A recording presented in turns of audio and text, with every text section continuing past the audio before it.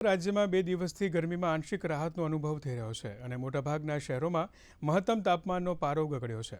રાજ્યમાં 42.3 ડિગ્રી સાથે રાજકોટ સૌથી ગરમ શહેર રહ્યું હતું. તો અમદાવાદમાં 39 ડિગ્રી, ભુજમાં 40 ડિગ્રી, અમરેલીમાં 40.1, સુરેન્દ્રનગરમાં 41.1, ડીસામાં 37 અને ગાંધીનગરમાં 38 ડિગ્રી તાપમાન નોંધાયું છે.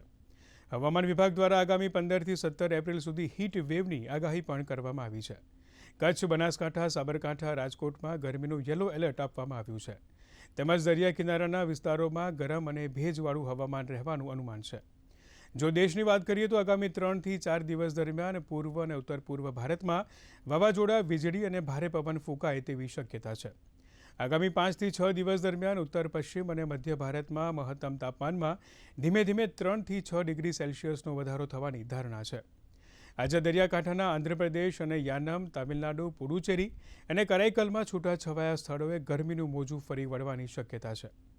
ભારતીય હવામાન વિભાગના જણાવ્યા અનુસાર મંગળવારથી ઉત્તર પશ્ચિમ ભારત અને ગુજરાતના કેટલાક ભાગોમાં તીવ્ર ગરમીની લહેર આવવાની શક્યતા છે.